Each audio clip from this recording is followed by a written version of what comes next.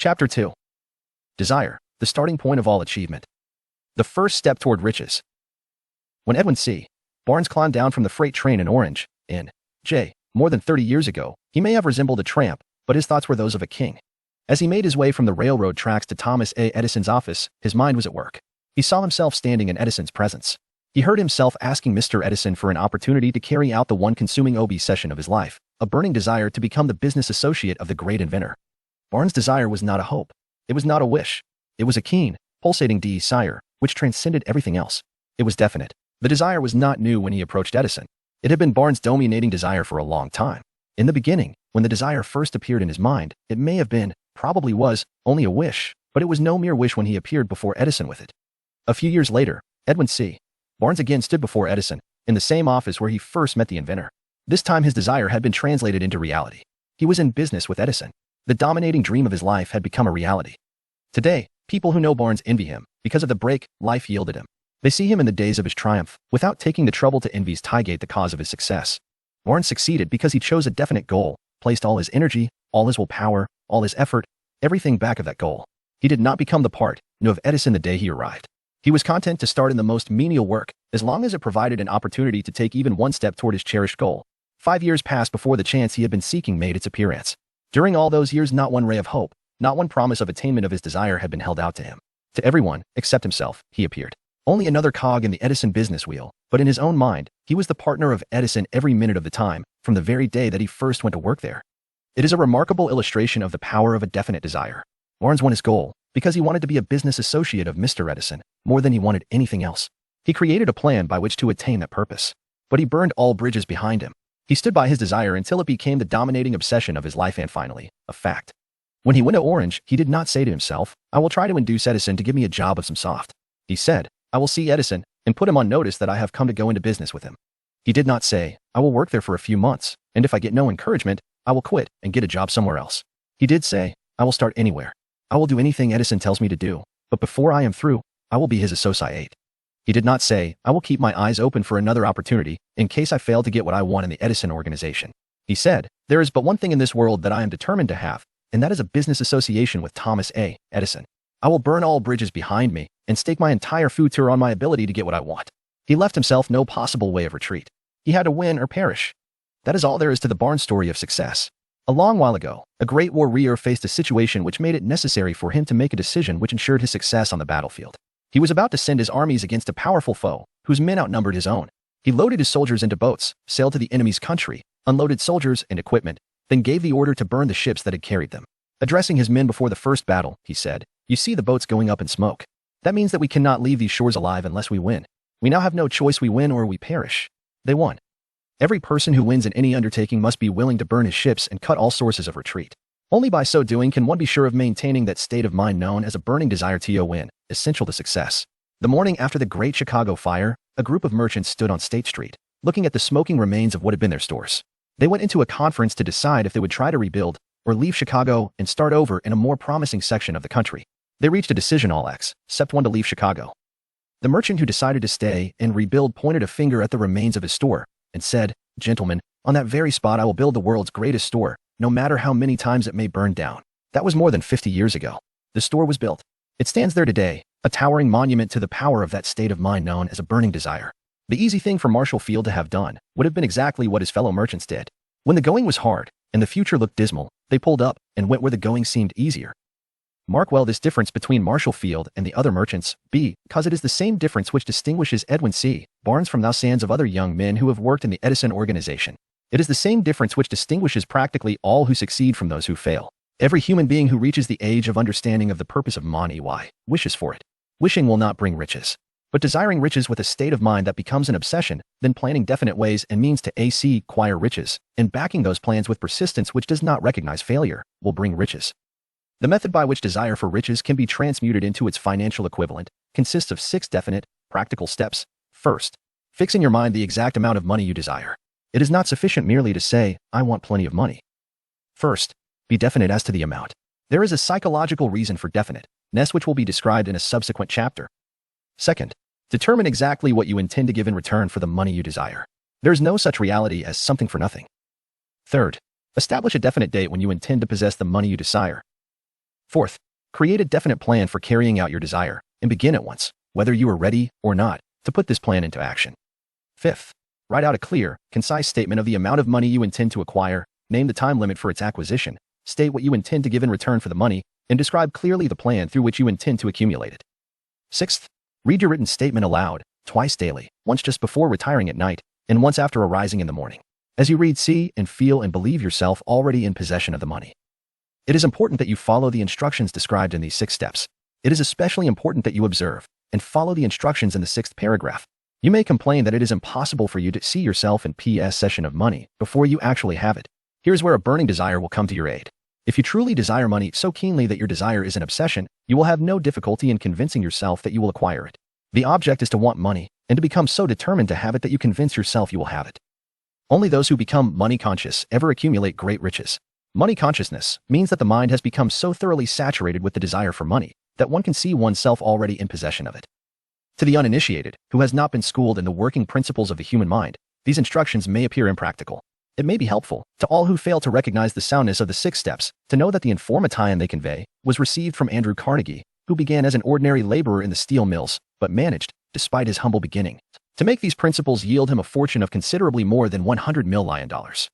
It may be of further help to know that the 6 steps here recommended were carefully scrutinized by the late Thomas A. Edison, who placed his stamp of approval upon them as being not only the steps essential for the accumulation of money, but necessary for the attainment of any definite goal. The steps call for no hard labor. They call for no sacrifice. They do not require one to become ridiculous or credulous. To apply them calls for no great amount of education. But the successful application of these 6 steps does call for sufficient imagination to enable one to see and to understand that accumulation of money cannot be left to chance, good fortune, and luck. One must realize that all who have accumulated great fortunes first did a certain amount of dreaming, hoping, wishing, desiring, and planning before they acquired money. You may as well know, right here, that you can never have riches in great quantities unless you can work yourself into a white heat of desire for money and actually believe you will possess it. You may as well know, also, that every great leader, from the dawn of civilization down to the present, was a dreamer. Christianity is the greatest potential power in the world today, because its founder was an intense dreamer who had the vision and the imagination to see realities in their mental and spiritual form before they had been transmuted into physical form. If you do not see great riches in your imagination, you will never see them in your bank balance. Never, in the history of America, has there been so great an opportunity for practical dreamers as now exists. The 6-year economic collapse has reduced all men, substantially, to the same level. A new race is about to be run. The stakes represent huge fortunes which will be accumulated within the next 10 years. The rules of the race have changed, because we now live in a changed world that definitely favors the masses, those who had but little or no opportunity to win under the conditions existing during the Depression, when fear paralyzed growth and development. You who are in this race for riches should be encouraged to know that this changed world in which we live is demanding new ideas, new ways of doing things, new leaders, new inventions, new methods of teaching, new methods of marketing, new books, new literature, new features for the radio, new ideas for moving pictures. Back of all this demand for new and better things, there is one quality which one must possess to win, and that is definiteness of purpose, the knowledge of what one wants, and a burning desire to possess it. The business depression marked the death of one age and the birth of another. This changed world requires practical dreamers who can and will put their dreams into action. The practical dreamers have always been, and always will be, the pattern makers of civilization. We who desire to accumulate riches should remember the real leaders of the world always have been men who harnessed and put into practical use the intangible, unseen forces of unborn opportunity and have converted those forces, or impulses of thought, into skyscrapers, cities, factories, airplanes, automobiles, and every form of convenience that makes life more pleasant. Tolerance and an open mind are practical necessities of the dreamer of today. Those who are afraid of new ideas are doomed before they start. Never has there been a time more favorable to pioneers than the present. True, there is no wild and woolly West to be conquered, as in the days of the covered wagon, but there is a vast business, financial, and industrial world to be remolded and redirected along new and better lines. In planning to acquire your share of the riches, let no one influence you to scorn the dreamer. To win the big stakes in this changed world, you must catch the spirit of the great pioneers of the past, whose dreams have given to civilization all that it has of value, the spirit which serves as the lifeblood of our own country, your opportunity in mind, to develop and market our talents. Let us not forget, Columbus dreamed of an unknown world, staked his life on the existence of such a world, and discovered it. Copernicus, the great astronomer, dreamed of a multiplicity of worlds, and revealed them. No one denounced him as impractical after he had triumphed. Instead, the world worshipped at his shrine, thus proving once more that success requires no apologies, failure permits no alibis. If the thing you wish to do is right, and you believe in it, go ahead and do it. Put your dream across, and never mind what they say if you meet with temporary defeat, for they, perhaps, do not know that every failure brings with it the seed of and equivalent success. Henry Ford, poor and uneducated, dreamed of a horseless carriage, went to work with what tools he possessed, without waiting for opportunity to favor him, and now evidence of his dream belts the entire earth. He has put more wheels into operation than any man who ever lived, because he was not afraid to back his dreams. Thomas Edison dreamed of a lamp that could be operated by electricity, began where he stood to put his dream into action, and despite more than 10,000 failures, he stood by that dream until he made it a physical reality. Practical dreamers do not quit. Whalen dreamed of a chain of cigar stores, transformed his dream into action, and now the United Cigar Stores occupy the best corners in America. Lincoln dreamed of freedom for slaves, put his dream into action, and barely missed living to see a united North and South translate his dream into reality. The Wright brothers dreamed of a machine that would fly through the air. Now one may see evidence all over the world that they dreamed soundly. Marconi dreamed of a system for harnessing the intangible forces of ether. Evidence that he did not dream in vain may be found in every wireless and radio in the world. Moreover, Marconi's dream brought the humblest cabin and the most stately manor house side by side. It made the people of every nation on earth backdoor neighbors. It gave the President of the United States a medium by which he may talk to all the people of America at one time, and on short notice. It may interest you to know that Marconi's friends had him taken into custody and examined in a psychopathic hospital when he announced he had discovered a principle through which he could send messages through the air without the aid of wires or other direct physical means of communication. The dreamers of today fare better. The world has become accustomed to new discoveries. Nay, it has shown a willingness to reward the dreamer who gives the world a new idea. The greatest achievement was, at first, and for a time, but a dream. The oak sleeps in the acorn. The bird waits in the egg, and in the highest vision of the soul, a waking angel stirs. Dreams are the seedlings of reality. Awake, arise, and assert yourself, you dreamers of the world. Your star is now in the ascendancy. The world depression brought the opportunity you have been waiting for. It taught people humility, tolerance, and open-mindedness. The world is filled with an abundance of opportunity which the dreamers of the past never knew. A burning desire to be, and to do is the starting point from which the dreamer must take off. Dreams are not born of indifference, laziness, or lack of ambition. The world no longer scoffs at the dreamer, nor calls him impractical. If you think it does, take a trip to Tennessee and witness what a dreamer president has done in the way of harnessing and using the great water power of America. A score of years ago, such a dream would have seemed like madness. You have been disappointed. You have undergone defeat during the Depression. You have felt the great heart within you crushed until it bled. Take courage, for these experiences have tempered the spiritual metal of which you are made. They are assets of incomparable value. Remember, too, that all who succeed in life get off to a bad start and pass through many heartbreaking struggles before they arrive. The turning point in the lives of those who succeed usually comes at the moment of some crisis, through which they are introduced to their other selves. John Bunyan wrote The Pilgrim's Progress, which is among the finest of all English literature, after he had been confined in prison and sorely punished because of his views on the subject of religion. Henry discovered the genius which slept within his brain after he had met with great misfortune and was confined in a prison cell in Columbus, Ohio. Being forced, through misfortune, to become acquainted with his other self and to use his imagination, he discovered himself to be a great author instead of a miserable criminal and outcast. Strange and varied are the ways of life, and stranger still are the ways of infinite intelligence, through which men are sometimes forced to undergo all sorts of punishment before discovering their own brains and their own capacity to create useful ideas through imagination. Edison, the world's greatest inventor and scientist, was a tramp telegraph operator. He failed innumerable times before he was driven, finally, to the discovery of the genius which slept within his brain. Charles Dickens began by pasting labels on blacking pots. The tragedy of his first love penetrated the depths of his soul and converted him into one of the world's truly great authors. That tragedy produced, first, David Copperfield, then a succession of other works that made this a richer and better world for all who read his books.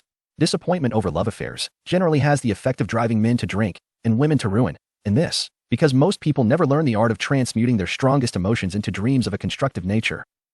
Helen Keller became deaf, dumb, and blind shortly after birth. Despite her greatest misfortune, she has written her name indelibly in the pages of the history of the great. Her entire life has served as evidence that no one ever is defeated until defeat has been accepted as a reality. Robert Burns was an illiterate country lad. He was cursed by poverty and grew up to be a drunkard in the bargain. The world was made better for his having lived, because he clothed beautiful thoughts in poetry and thereby plucked a thorn and planted a rose in its place. Booker T. Washington was born in slavery, handicapped by race and color.